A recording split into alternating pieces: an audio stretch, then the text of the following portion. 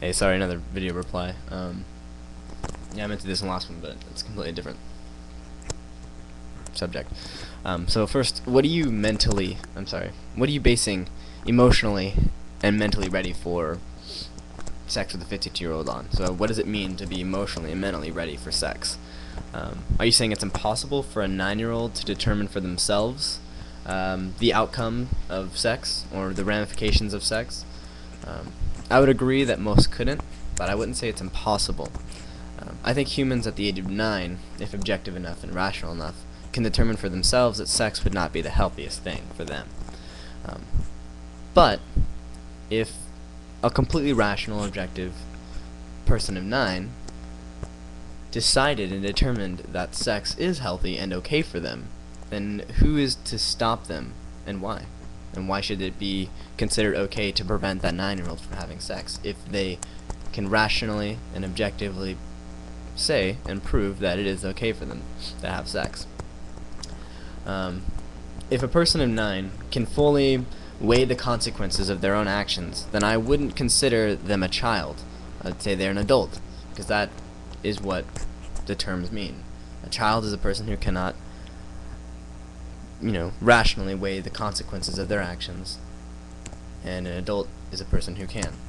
And I've already stated this in another video, but it seems more relevant now to say it because not my last video response, but the video I responded to with that statement is rather old. I would say that generally people under the ages of 20, probably older, but my statistics are only derived from the people I've met and the stories I've heard. But I'd say that generally people under the ages of 20 really don't have any true sense of life, nor do I think they're really capable of rationalizing any of their decisions. But I don't think it's impossible for really young people to acquire this attribute, for a youth to be considered an adult.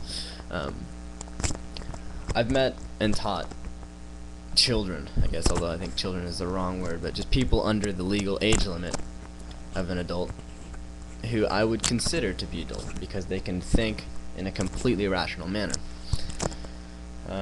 So I think the characters of this argument are completely arbitrary, but the issue is very important. If two people consent despite age, who is to deem the act wrong or right? You can make the judgment call and say that it's evil, but should you be allowed to prevent these two people from having sex? Another thing to think about: if the age limit was lifted, how do you determine how do you determine who is considered a pedophile and who isn't? Who gets to decide who is rational enough to be considered an adult and who is ignorant enough to be considered a child? The government? I would pray not. So for now, until society changes and we start teaching our youth as opposed to destroying it, I would agree that Muhammad was a pedophile, and that any man having sex with any girl who is under the legal age limit to be a pedophile.